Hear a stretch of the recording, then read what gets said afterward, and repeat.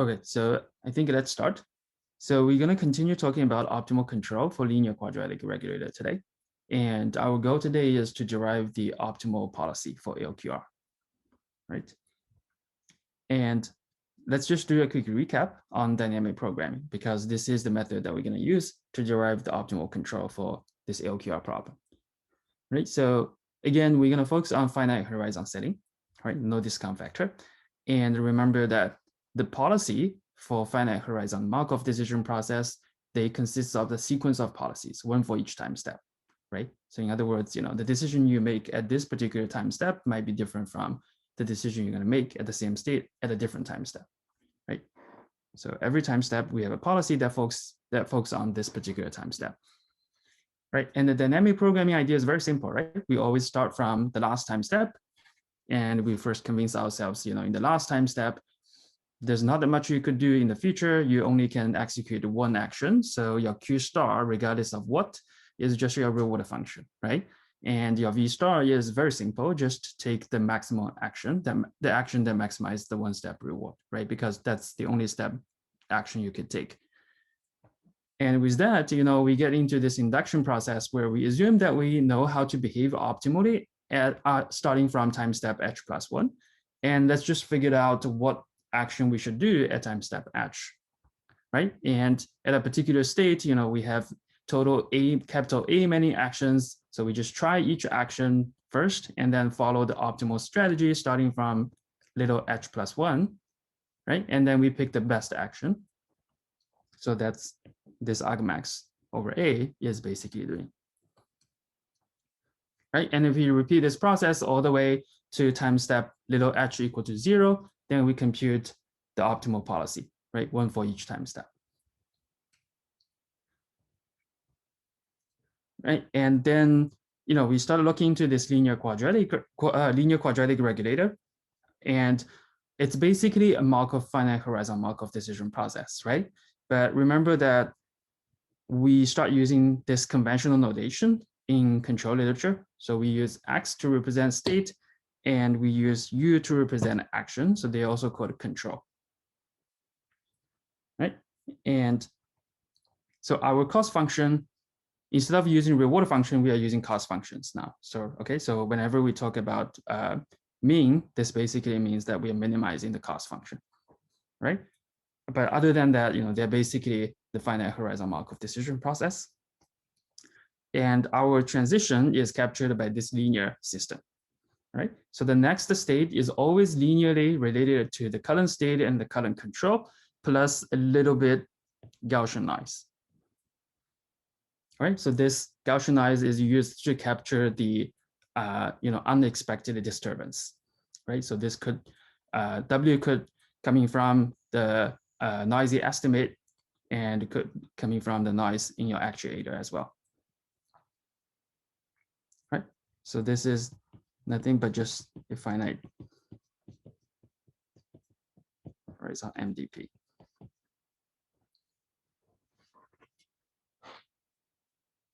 All right, so that's what we covered last time.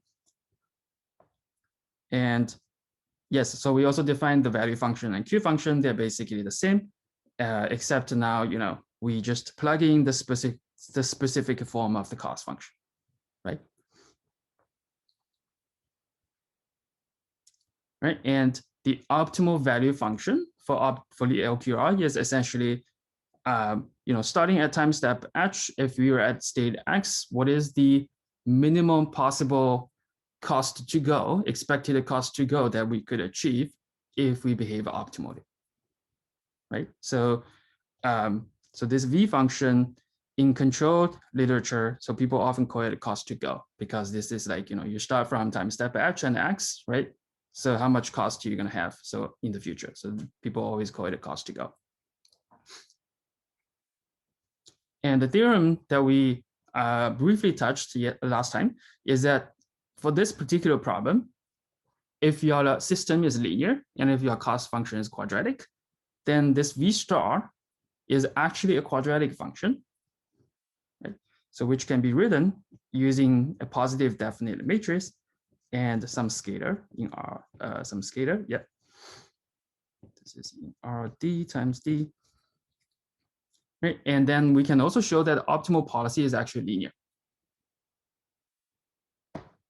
So K star H is in R of K times D, right? And particularly these two matrices can be actually computed analytically,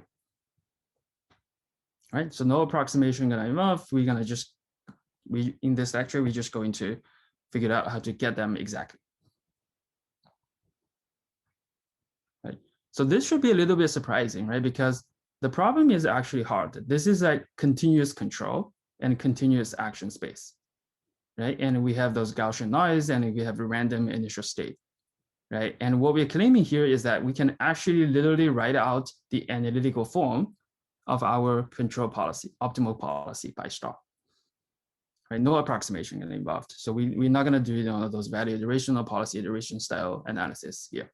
Right. So this is just going to be a straightforward dynamic programming, and we will see that how we can actually get these closed form analytical solutions. All right. So the key step. So let's just dive into how to deriving this optimal control.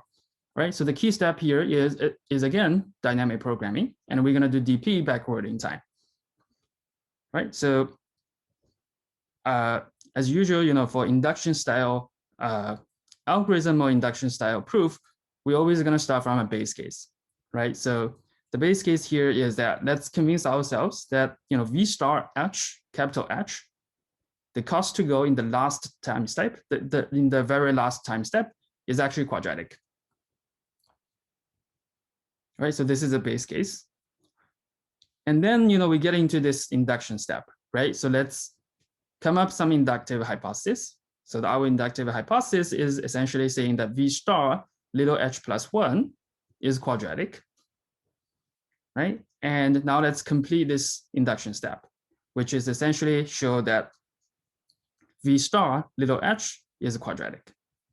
Okay, so if we can complete these three steps, then by induction we are done, right?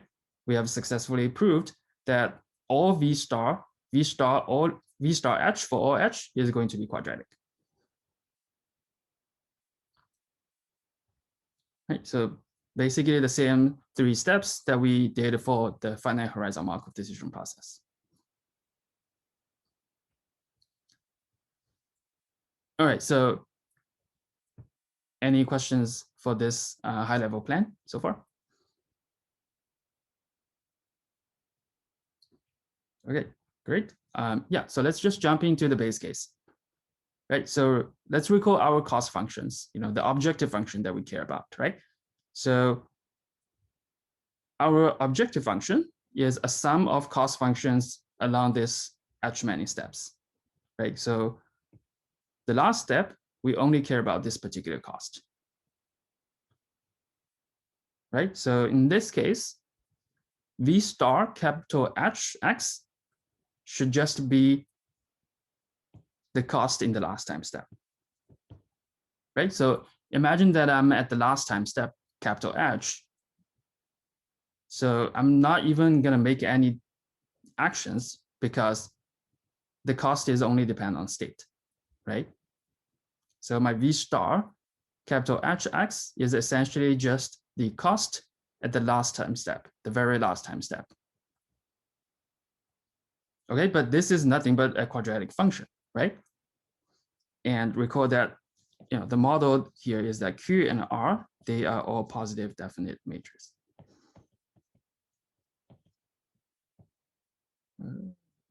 Okay.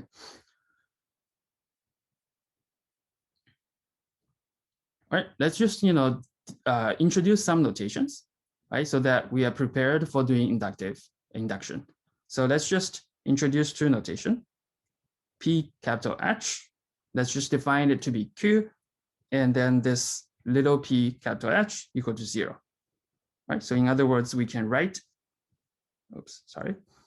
we can write this whole quantity same as X transpose P capital H X plus P plus little p H, right? So we just defined, two variables, capital PH and little ph. right? So that completes, our step for base case, right? Because we already convinced ourselves that starting from the very last step, our hypothesis is correct in a sense that, V star capital H X is a quadratic function.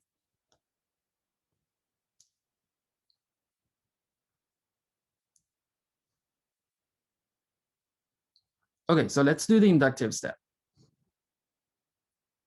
Right, so by inductive hypothesis, we're just going to assume that V star, let's change the color. So V star little h plus 1 x can be written in this similar quadratic formulation, right? So that's our inductive hypothesis.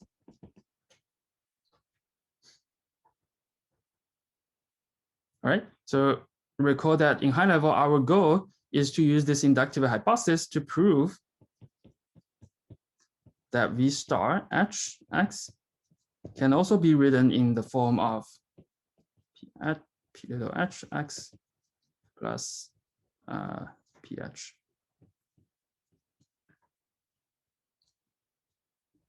Right, so that was our high level goal.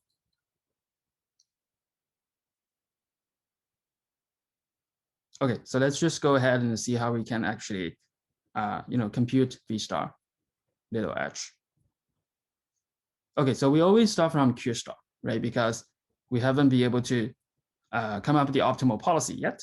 So let's start from Q star h, right? And by definition of Q star h x u, this is basically a sum of the one-step cost plus the cost to go starting from the next time step. All right, so like there's no difference between this formulation and the sort of the Bellman equation stuff that we were talking about for Markov decision process, right? The same thing, like one step immediate cost plus the cost to go from the next time step. All right, so our cost function is very simple, right? So this is our quadratic cost function. Right? So that's how it's defined, right? For every time step. Okay, so now we're gonna look at how we can actually expand in this term, right? So remember, there's two informations that we have not used yet, right? So the first information is that this pxu, this is actually a Gaussian distribution, right? This is ax plus bu of sigma squared, it's identity, right? So in other words, our transition is a very nice multivariate Gaussian distribution.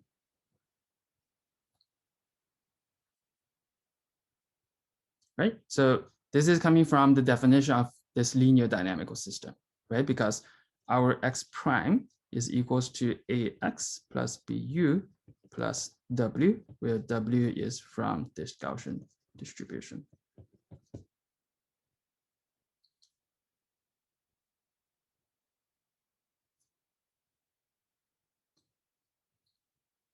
Right? So this is the information that we haven't used. And the second information is that by inductive hypothesis, we know that this function can actually be written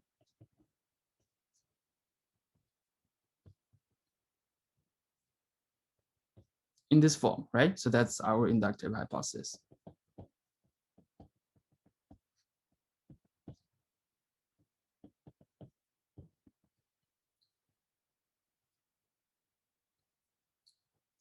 Right? So these are the two information that we haven't used, and these are pretty much the only two information that we have, right, in order to complete this induction step. Right? Any questions so far? Okay, so here in this first note, so in case you forget about those Gaussian distribution, those basic operations, right? So if I have a random variable x that is from a normal distribution, right, and then I have a constant c plus x. So this is a random variable again, because x is a random variable, right? So this is from a Gaussian distribution. with this shifted mean, right? So we shift the mean to a constancy by a constancy.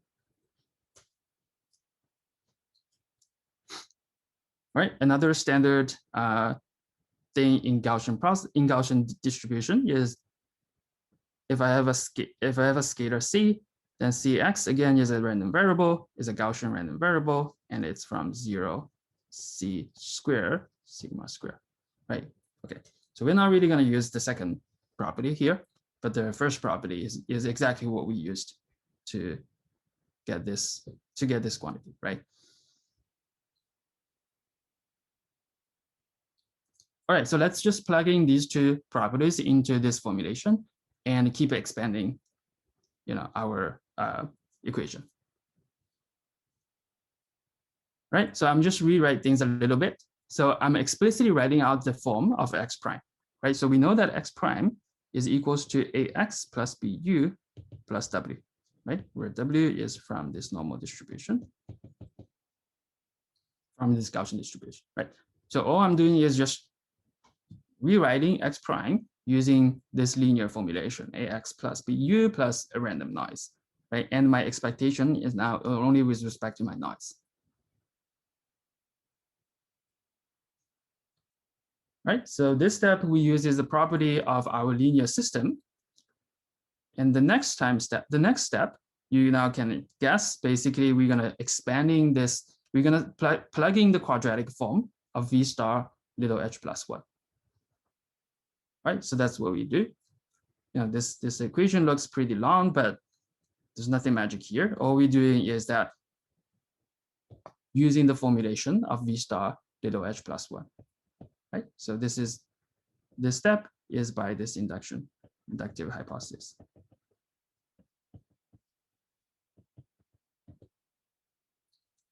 Right, because my v star h plus 1 x is equals to x transpose p h plus 1 x plus little p h plus 1.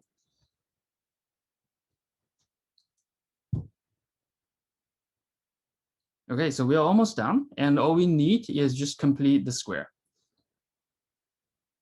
Right, so I'm not gonna go into the very detailed step of completing squares.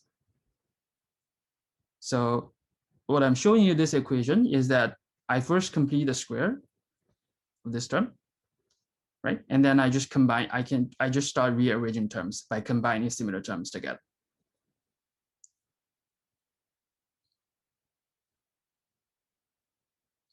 Right, so there's no inequality, everything is equality. Okay, so then I get this particular line, which essentially saying that this q star is a quadratic function with respect to x and u, right? So I have x here, u here, and then I have cross term x and u here, right? So everything is quadratic.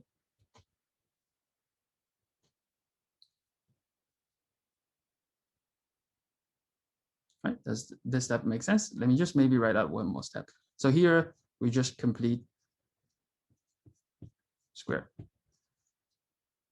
Right, so I can just write this as x transpose a transpose p h plus 1 a x, right, plus u transpose b transpose h plus 1 bu, right? So these are the quadratic terms, and I also have 2 x transpose a transpose p h plus 1 times b u, right? So this is the cross term between x and u. Right, I have two of these terms if you complete the square and combine the two terms together. All right, and now we need to deal with the noise term. Right, so, but the noise term looks like I have w transpose p h plus 1 a x plus bu. This is my noise term, right? And I have these terms, and plus a quadratic term for the Gaussian, for the noise. Right? So I have w transpose p h plus 1 w.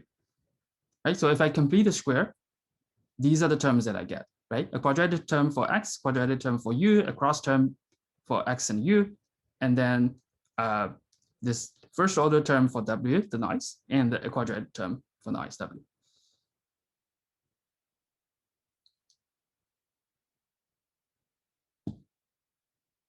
Okay, so any questions so far?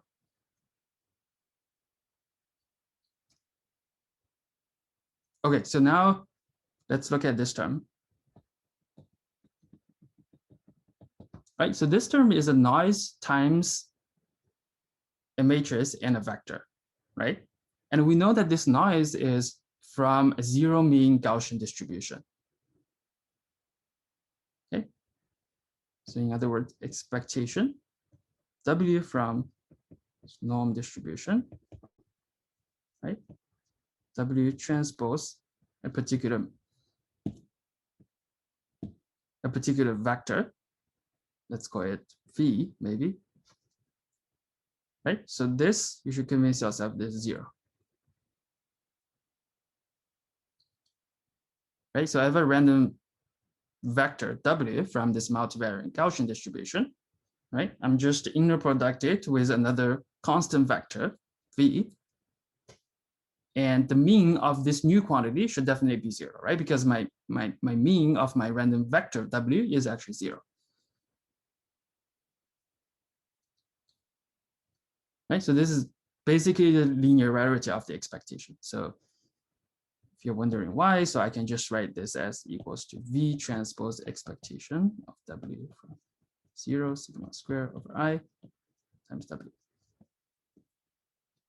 Right? So this is the linearity of expectation. So I can just push the expectation inside the inner product. So now I get V inner product a zero vector. So it's zero.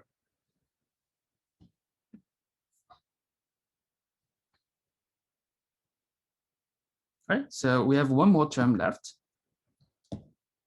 which is this term. Right? And this is particularly this term. But again, this term has nothing to do with x. This term has nothing to do with u, right? So this is just a constant scalar at this moment. So you can treat this as a constant scalar, right? It has nothing to do with x or with u, right? It's just going to be some scalar left over. It's some leftover scalar.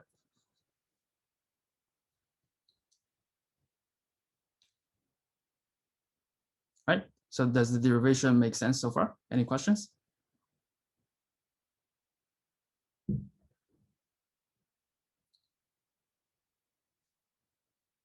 Okay, so I just did one more step for you. So all I'm doing is I'm rewriting this leftover scalar using a trace Okay, so it doesn't really matter, but because it's just a leftover scalar, you can just keep it there. Okay, but all I did is that expectation of this random vector, right? W transpose P H plus 1 W. So this, I'm just rewriting this as trace W transpose P H plus 1 W, right? So the trace of a scalar is the scalar itself.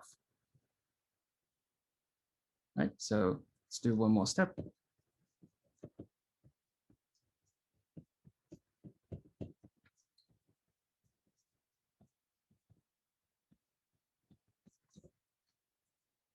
Okay, so here I'm used the fact that trace of AB equals to trace of BA. Okay, so that's just the basic property of a trace. Okay, and trace itself is a linear operation, right? So we can push the expectation inside the trace operator.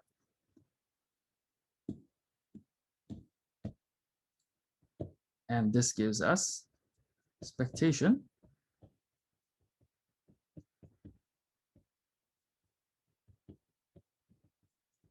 right? I just put the expectation inside the trace. And by definition, the first term, right, the expectation of W and W transpose, this is just my covariance matrix, right? So this is just sigma squared times the identity.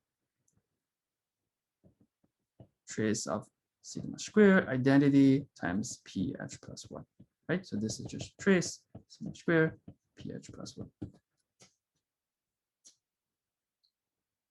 Okay, so all I did here is essentially basic linear algebra and use a little bit trick on this trace operator, right? Trace AB equals to trace BA.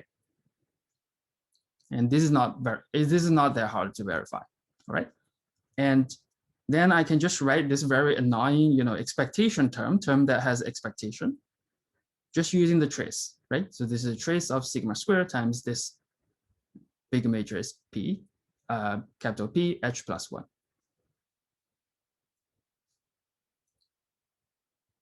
Right, so that's basically the formulation that we want for Q star. All right, so at this stage, we have already simplified every possible term, right? We combined, same terms together. We combine terms that contains X transpose and X together. We combine terms that contains U transpose U together, so on and so forth, right? And we have already simplified all the scalars up to a place that, we cannot really simplify them anymore.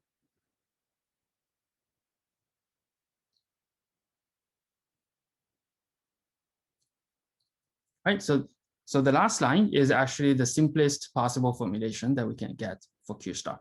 So let's just try to say that, we've already pretty much complete the half of the stuff that we want to do, right? So in order to show V star is quadratic for this particular time step, here we are doing that. What we did here is that we showed that Q star H is a quadratic with respect to X and U, right?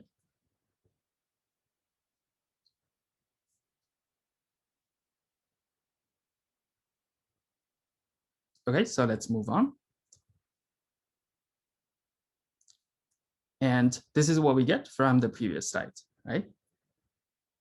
And now let's just compute the optimal policy. So we know that Q star, we have already write out the analytical form for Q star, right?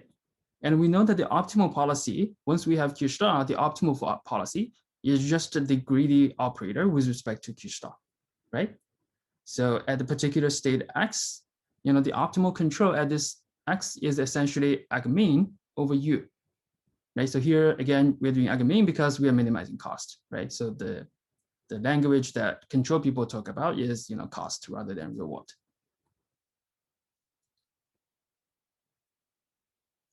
Okay, so how we can compute, the control that minimizes this quadratic function?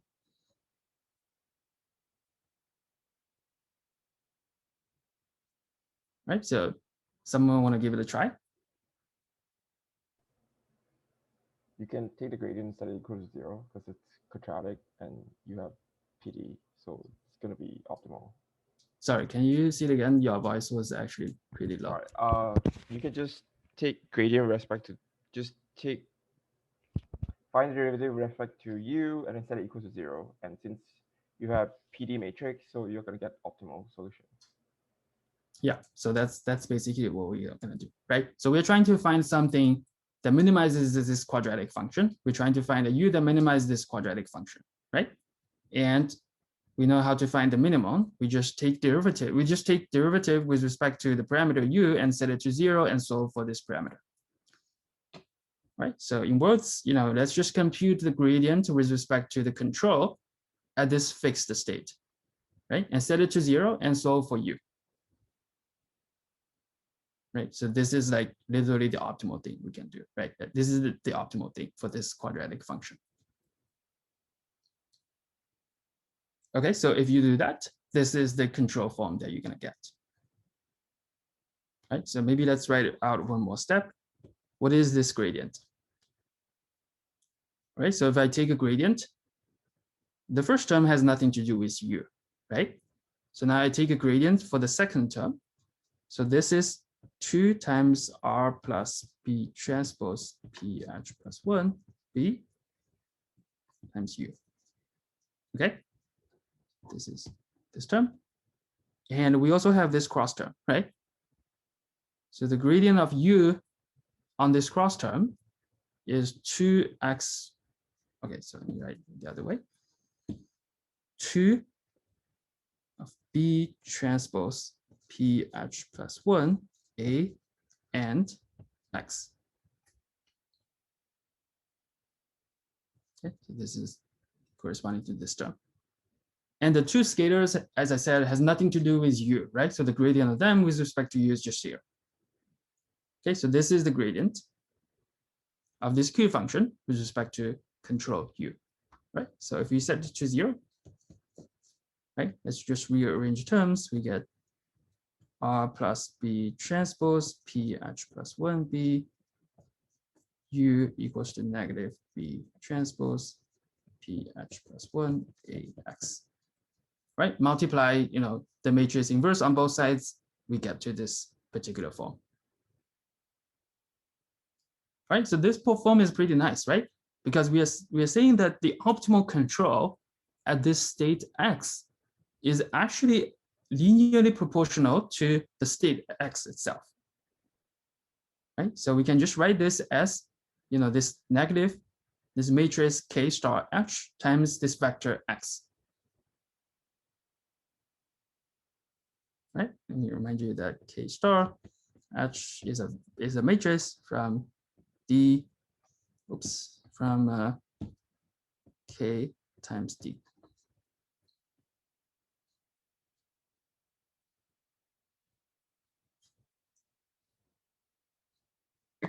Right? Thanks to the quadratic formulation for Q star, we successfully get this linear formulation for optimal control. Right? So now one thing you can imagine is that if Q star is more complicated than quadratic, so let's see, Q star is some like cubic polynomial, right? Then there's really no hope, we can get a closed form solution for the optimal control, right? Because once you get to the cubic or fourth order polynomial, fifth order polynomial, things becomes non-convex, right? We cannot even compute the optimal solution, the minimizer. So here it's quadratic, it's convex, because these are positive definite matrix, right? These are PD, these are PD. Right? Because our Q and R, they're all positive definite matrix, right? So we are minimizing a quadratic convex function, and we know that there is a unique minimizer here, right? And the unique minimizer is actually this linear formulation with respect to state. Right? So that's why linear quadratic regulator is actually tractable, because the quantity Q star is a convex function, is a quadratic function, right? And we know how to get the closed form, minimizer for a quadratic convex function. But once things move beyond quadratic, when you get to cubic polynomial or fourth order, fifth order, sixth order polynomials, things quickly becomes intractable because it's non-convex optimization.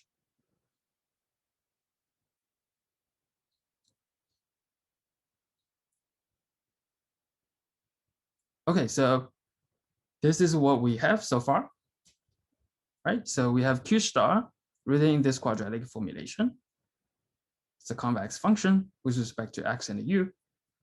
And then we take gradient with respect to U, and we set the gradient to 0, and we solve for U, which gives us the optimal control at particular state X. And we convinced ourselves that this optimal control is actually a linear function with respect to the state X.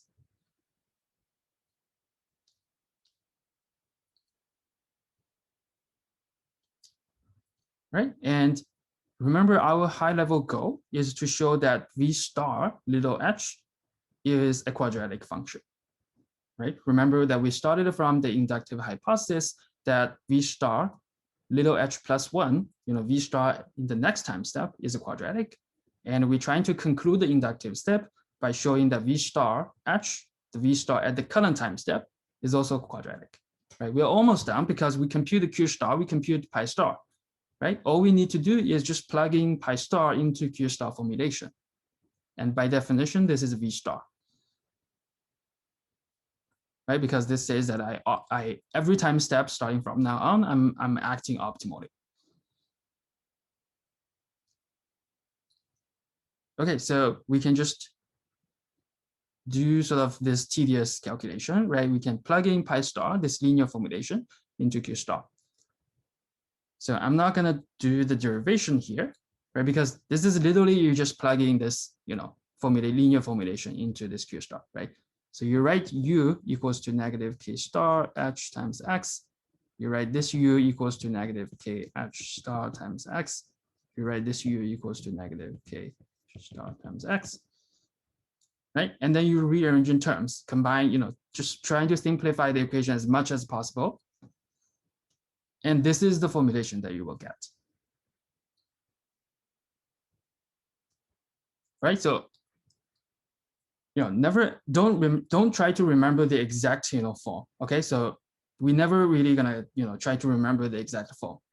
Okay, so but the key sort of message here is that I can actually write this capital P at ph recursively using the previous P in the next time step that we just derived, right?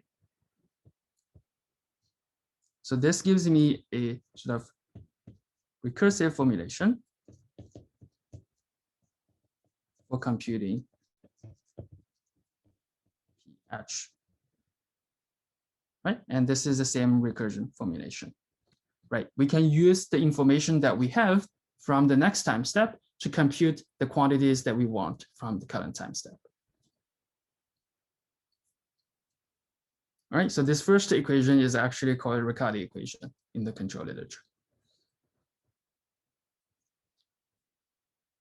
Okay, so yeah, so what I did is basically just plugging this formulation, this Q formulation into U. Okay, and then I just cancel common terms, combine similar terms together, simplify the equations as much as I could, and I will arrive at V star, this quadratic form, with capital PH and little ph defined by this two recursive formulation.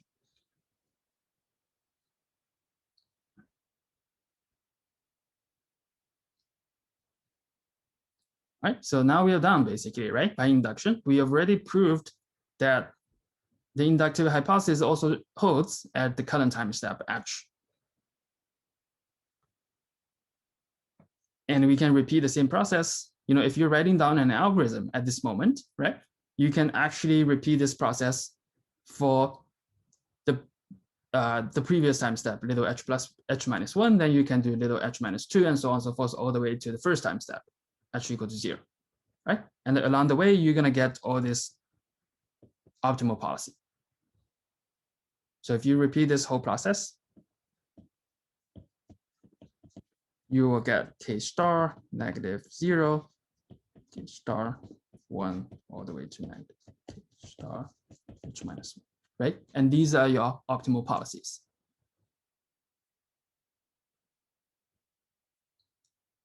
All right, so summary so far.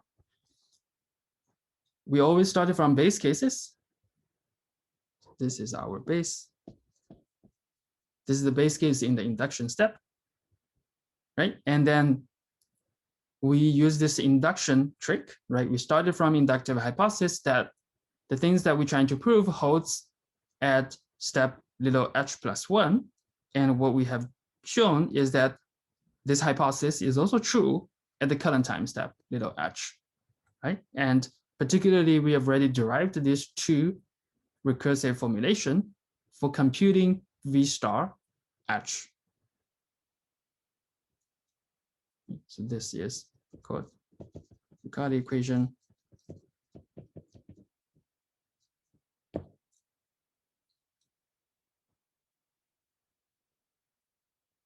And along the way, we have already we also have shown that pi star is a very nice linear function with respect to the current state.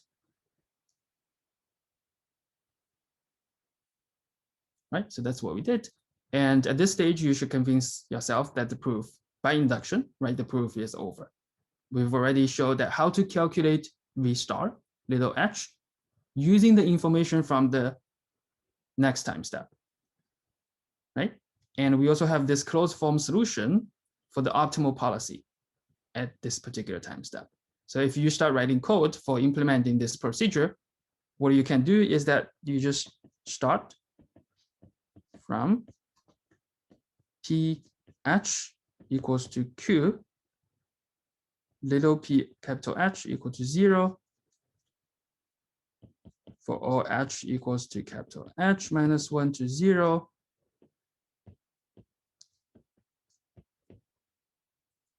Computing pi capital P little h P little h using capital H plus 1, PH plus 1, right? Using the two recursive formulation. And then you're done. After you complete this for loop, we've already computed the optimal value function, the cost to go for every time step. And we compute the optimal policy for every possible state and every possible step.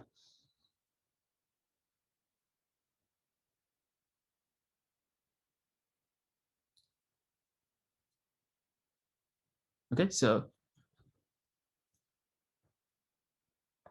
yes, so one thing that I want to mention is that this here, the optimal control has nothing to do with your initial distribution and the noise.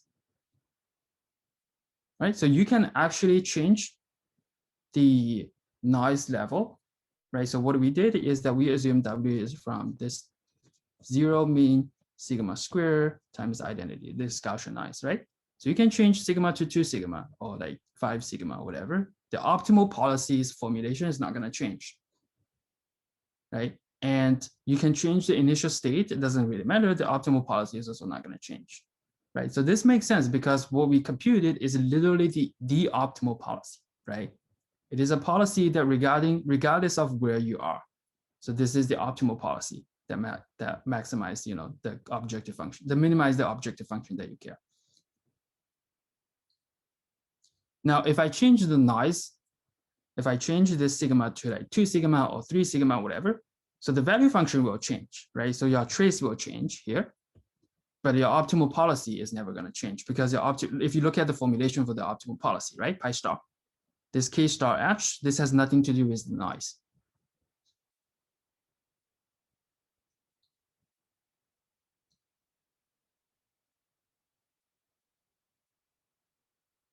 Right, so this is actually pretty remarkable, right? So we're trying to solve this continuous control, continuous state problem, right, with some Gaussian noise. And what we ended up is actually this nice recursive formulation for computing V star and this very simple linear function for computing the optimal policy.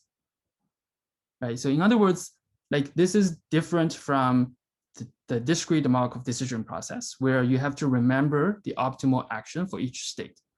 So here, you don't even need to remember the exact optimal control for a particular state X. All you need to write down is this linear matrix, right? So if you have this K available in your program, right, no matter what state I give to you, you can just compute this linear, this matrix and vector product and tell me the optimal control, right? There's no need for you to remember to sort of store all the optimal actions, controls for every possible state, because we cannot do that here anymore because everything is continuous, right? But what we can write down is this very nice linear formulation so that later on you can query any X and I can return you the optimal action for this particular X. Right? Same for the value function. All we need is to compute this matrix and this scalar. Once we have these two informations, you can send me any particular state X. I can tell you, what's the optimal cost to go at this particular X at this particular time step.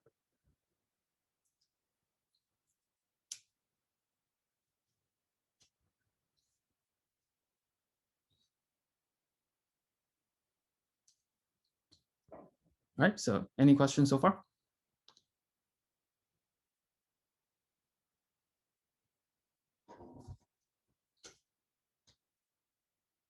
Right, so one thing that I want to mention here is that, never ever try to remember this formulation. Like there's no need, there's zero need for like remembering this closed form, right? Because this is the basic formulation for the basic LQR. As you will see that in the next few slides, there are some extensions. And if we do some extensions, then this formulation will change, right? And what we need to understand is the way that we actually derived it. Right? Like if you ask me to write, if you like put these slides away and ask me to rewrite this formulation, I cannot write it. Right? But all I can do is repeat the process that I just did, right? And then arrive this recursive formulation. That's all you need to know. Like the induction step is all you need to understand. Okay, so there's no need to remember this Riccati equation, like absolutely no need to remember that, right? But like the way that we do inductive hypothesis, the way that we derive that Q star is quadratic, and the way that we convince ourselves that this pi star is linear, right? And these steps are important, right? And I think offline after class, you should actually just, don't look at the slides the lecture slides, and redo this induction step, using paper and a pencil, right? Try to convince yourself that you can actually, complete this induction step.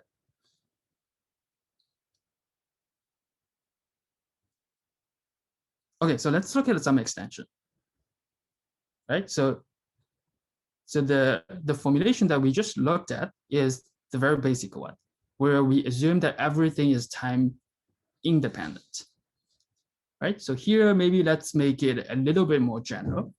Let's assume that cost is dependent on time step, and the transition is also dependent on time step, right? So in other words, this A and B, they're indexed by little h. So maybe at different time step, I have different transition, right? That's totally possible. And maybe at different time step, I have different cost functions, right? So let's see, I really care about reaching a particular goal so that I want to set this Q capital H to be really big, right? I want to penalize, once the game is over at the last time step, I want to penalize crazily on the deviation to the goal, right? So I could set this Q capital H to be really big. And I could also, set this little Q little h to just depend on different time step, right? So this is the problem. So this is the designer's problem, right? So the optimal control designer, they basically use prior knowledge of the task that they're trying to solve, and they design different Q and R. Okay, but this gives you a little bit more freedom to sort of making the cost and transition depend on time step, right? So this strictly generalized the formulation that we just looked at, right? Where this A and B, Q and R, they are not dependent on time step. Right? So you can do the same operation, same dynamic programming, and you will arrive this time-dependent Riccati equation. Right? And there's absolutely no need to remember this at all, right? But you should convince yourself, you can comfortably do this derivation for this formulation, for this new extension, right? And the step is basically the same.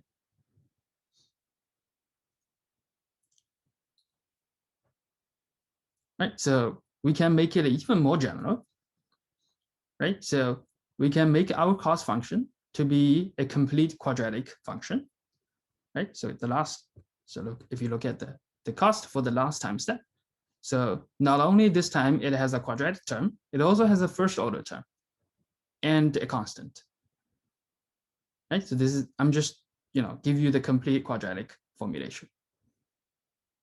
And same for this cost function.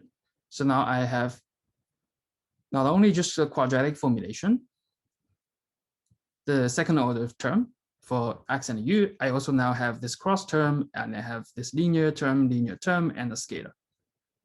Right, so maybe just write q little h is from rd, r little h is from rk, and ch is a scalar. Okay, so I just made the cost functions a little bit general, right? So now the cost function can contain first order term and zeroth order term as well.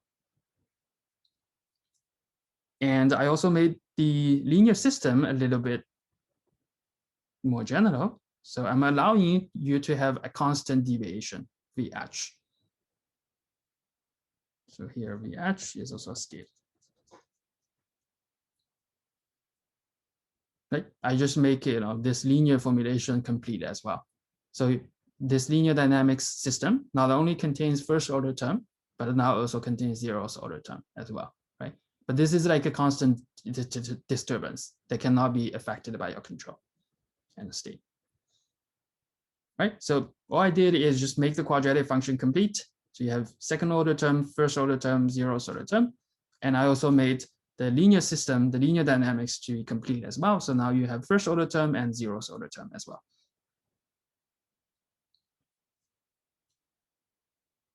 Okay, so again, this gives the optimal control designer a little bit more freedom, right? So he or she could specify a slightly more general cost functions. We will see an example in the next slide. And she and he could also design a slightly more general linear system that incorporates some non-constant disturbance, right? If you know that the robot is always going to deviate, 5 meters away from any specified goal, then this VH is like 5 meters or something, right? So you can incorporate prior knowledge. Right, so you can apply the same DP idea for this formulation, and this is actually what we're going to do in the next homework. Right, so when you do DP for this formulation, you're going to see some very nasty equations. Okay, but I promise you that the basic operations, they're just very basic linear algebra. Okay, but you have to be very careful in terms of bookkeeping, keeping terms and constantly simplifying terms to get the optimal policy. So the optimal policy looks like pi star h x equals to next negative k star h x plus little k h star. Right? So your optimal policy is again a linear function, but you have a little bit more, you have an additional constant scalar, little k h star.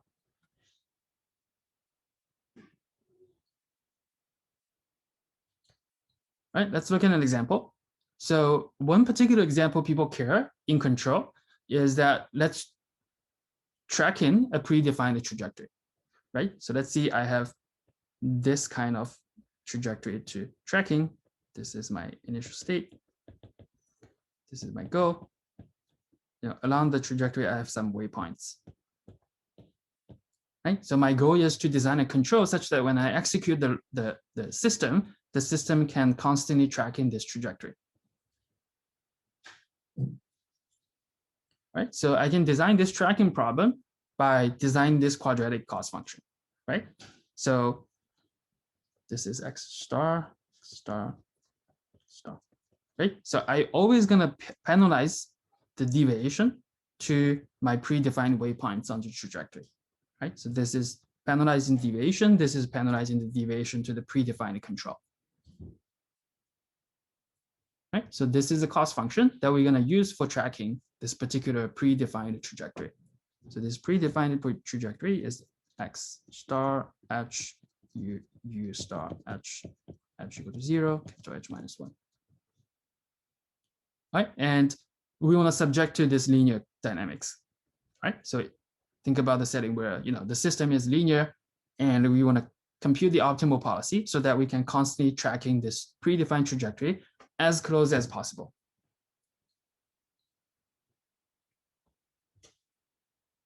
Right? So now you can actually use the general formulation from the previous slides to solve this problem, right? All you needed to do is complete the square. So if I complete the square for this particular term, right? So I get something like xh transpose qh xh minus 2 xh transpose qh star h plus a constant term, right? xh star transpose qh h star. Right? I can do the same thing for the term that corresponds to control u. And after I complete the square, I would basically reduce back to the previous general formulation that we just did in the previous slides, right? And if you happen to have an optimal control that you computed it for the general formulation from the previous slide, you can just plug it in here.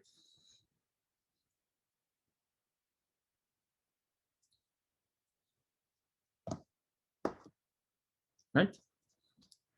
So this tracking a predefined trajectory is actually very common practice, right? So maybe let's see some videos.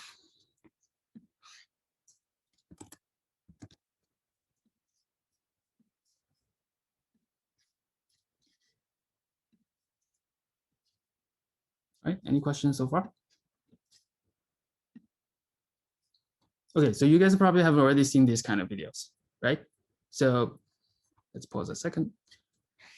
So what's this robot is doing, right? So these engineers, they basically pre-programmed a nominal trajectory. So the trajectory that consists of X star and U star, right? So in this case, these robot designers, they program a nominal trajectory that corresponding to this robot walking in a normal state, right? Constant speed, stable, so on and so forth, right? And all they're doing is actually formulate this problem as a tracking problem.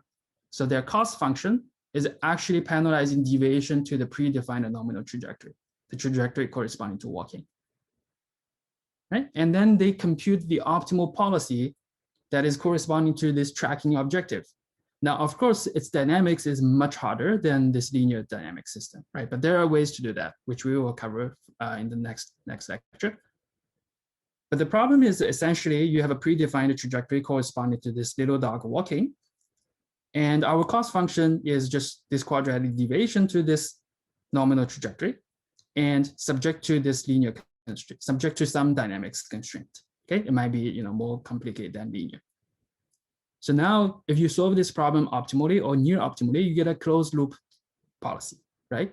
So this kind of behavior, this recovery behavior is essentially computed by this closed loop policy. Because if you kick this robot, right, with this external disturbance, you basically put the robot out of the predefined nominal trajectory. But remember, the optimal policy looks at where you are and computes the optimal action that in long term can gradually pull you back to the predefined trajectory, right? Because that's our optimal control objective function. So that's why this, if you're just executing this closed loop policy, right, you can actually have this recovery behavior. Right? It's pretty remarkable in a sense that like the control that computing from this optimization procedure actually generates this very vivid recovery behavior, right? As if a true dog is recovering from some external disturbance. So behind these videos, there's literally no magic, right? All it's doing is some type of tracking optimal control problem.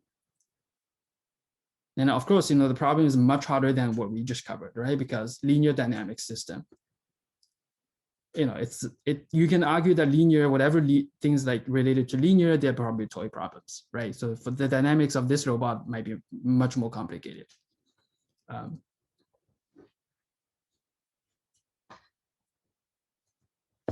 Right?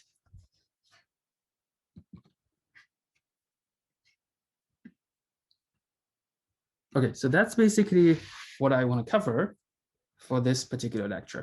So before we talk about this non-transition versus black box access, any questions so far?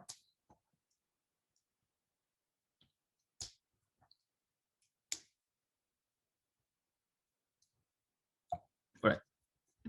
So yeah, so regarding this video, next time, if you hear your friend saying something like, oh, robot will revenge us, just tell them, this robot is just running some maybe stupid, linear closed loop policy, right? It basically knows nothing about, what's going on here. It's just running some, it's very likely, this policy is actually some type of linear policy, right? It might be complicated in a sense that it's a composition of many, many linear policies, right? But it's very likely, the underlying policy is actually the composition of many linear policies.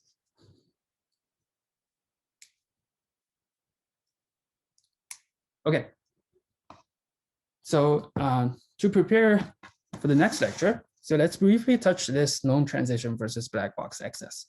All right, so far, if you recall what we covered, so we covered Markov decision process and the algorithms like policy evaluation, policy iteration, value iteration, dynamic programming. Okay, when I see dynamic programming, it's basically the approach that computes the optimal policy for finite horizon Markov decision process and also LQR. Because we know that LQR is just a special case of finite horizon Markov decision process. So if you look back of all these algorithms, right? In these algorithms, we have assumed that the transition is actually known. So what do I mean by transition is known? So for Markov decision process, what we assumed is that this PS prime given SA, right? This quantity is known for every state action state next state triple, right? So we are using this matrix, this transition matrix, to compute policy evaluation, to compute policy duration and value duration, right? Like without knowing this quantity, without knowing these probabilities, we cannot do these algorithms, right? So we need to know the probabilities in this matrix. All right, and for LQR, what we have assumed is that A, B, and this Gaussian noise, they're all known, right? And also the cost functions as well. Okay, without knowing A and B, we cannot really compute the closed form solution for our optimal policy, right? And without knowing the noise sigma, we cannot compute V star, right? We can only compute V star up to some constant, deviation from the optimal one, but we cannot exactly compute V star, right? We have to know these quantities. Okay, but in reality, we probably do not know these quantities at all, right? Like we can observe what the next state would be, but asking someone to tell you the probability of transiting to a particular state, that's a little bit too much in a lot of application, right? So starting from next lecture, we're going to start considering unknown transition. Right? So we're going to start from something slightly more general, but simpler in a sense that we're going to assume that we have black box access to P. And for LQR, for control, we have black box access to this transition dynamics F. Okay, so what do I mean? So for MDP, so what are we going to assume? That we can actually reset the system to a particular state action pair. Okay, but we can only observe the next state, a next state S prime that is sampled from this conditional distribution P given SA. All right, we will never be able to know the probability, the likelihood of arriving S prime, right? But I can tell you is that this system can return a S prime. It's a sample from this distribution, right? So in the control language, this means that we can reset the system to a particular state and a control, and then we can observe what the next state would be. Okay, and here, this F, we don't know the analytical formulation for this F. We don't know the analytical formulation for this W noise, right? So they're coming from this black box magic, and we don't know what's going on inside this black box. All we have is access to some output. All right, so this is more general than the setting that we have been considering so far, right? So in a lot of cases, knowing the probability is too much. Like it's really hard for us to specify the probability, right? But the system can always return us a state. Like we can observe what the system would return if I set the system to a particular state action pair. When just typo was pointed out, is that we said we assume that the transition is known, not unknown. Oh, sorry. Yeah, sorry. Yeah, I will update that. So the first, so the first term, the first unknown should be no. Sorry about that.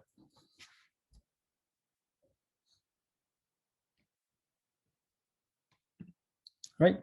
So summary today, we use dynamic programming for derive the optimal control for LQR.